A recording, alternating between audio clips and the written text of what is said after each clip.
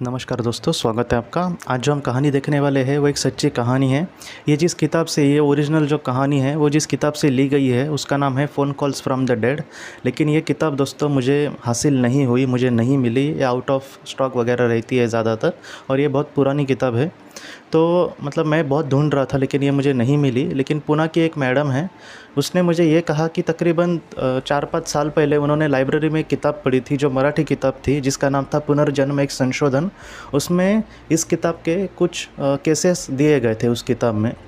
जैसे जेडी गोयल जी ने अपने किताब में पुराने किसी किताब के कुछ रेफरेंस दिए हैं, तो वैसे कुछ किस्से इसमें दिए थे। तो उन्होंने मुझे वो लिख कर भेजे जो उन्होंने उस वक्त पढ़ा था। 4-5 केसेस उन्होंने मुझे बताए, वो केसेस मैं आपके सामने रखूँगा। लेकिन ये जो केसेस है, ये जो वाक़या है दोस्तों, वो ओरिजिनल जिस किताब से लिया गया है उसका नाम है phone calls from the dead. आज की जो कहानी है दोस्तों वो झील नाम के एक लड़की की है। क्या हुआ, झील जो है वो अपनी बेटी के साथ रहती थी। उसकी बेटी जो है उसका नाम है मेरी, जो 5 साल की थी।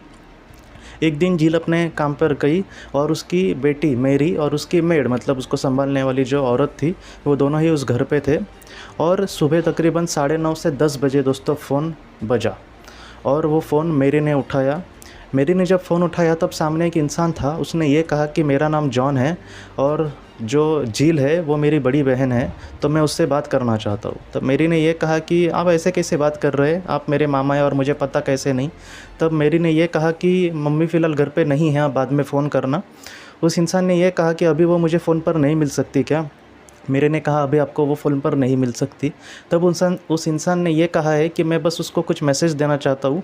तब उस इंसान ने, मतलब उस जॉन ने ये मैसेज दिए मेरी को कि तुम अपनी मॉम को ये कहना कि मैं उससे बहुत प्यार करता हूँ और मैं हमेशा उसके साथ हूँ।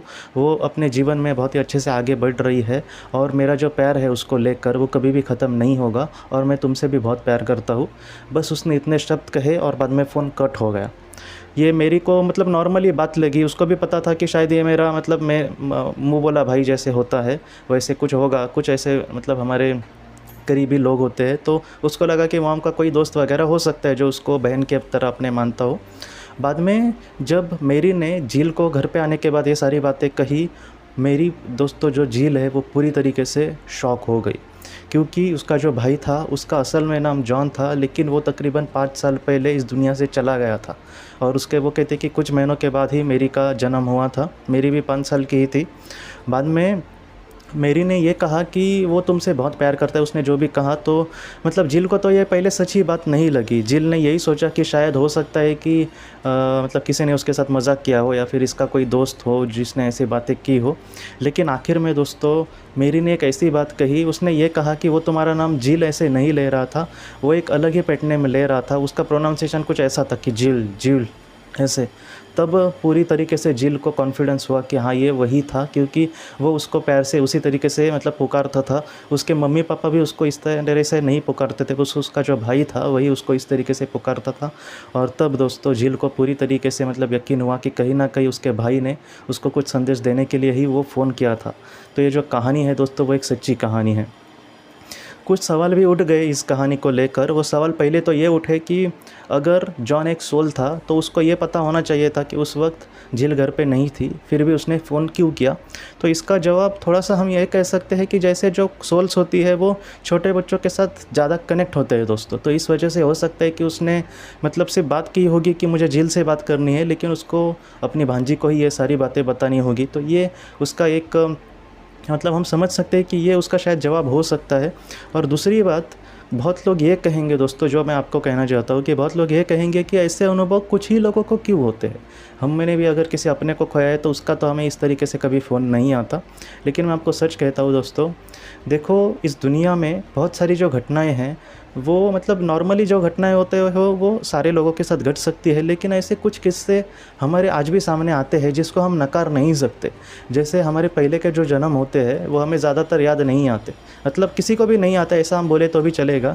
लेकिन कुछ ऐसे भी लोग मतलब हमने देखे हैं जिन्होंने अपने पुनर्जन्म के बारे में बहुत सारी घटनाएं बताई है, और वो मतलब बाद में जब उसको देखा गया पड़ताल करके तो वो सच्ची घटनाएं थी। और कुछ ऐसे भी दोस्तों घटनाएं हुई है जहाँ पर वो लोग किसी देश में गए नहीं हैं, उनका जन्म किसी और देश का, और वो लोग किसी और देश की बहुत ही अच्छे से भाषा बोल सकते हैं, वहाँ की सब भौगोलिक जो परिस्थितियाँ है वो उनको पता होती है। तो ये सारी चीज़ें सच में दोस्तों एक दूसरे के साथ बहुत कनेक्ट होती है। इसके पीछे की वजह अगर हम नहीं जानते तो इसका मतलब ये नहीं है कि ये झूठ ही है।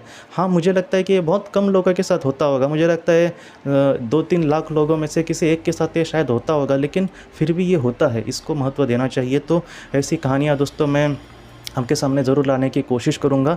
आज की इस वीडियो को लेकर दोस्तों अगर आपके कोई भी सवाल हो तो आप ज़रूर पूछें, जितना हो सके मैं उसका आपको जवाब देने की कोशिश करूँगा। हम अपनी अगली वीडियो में मिलते हैं। आप अपने परिवार का ख्याल रखना। आपका बहुत बहुत धन्यवाद।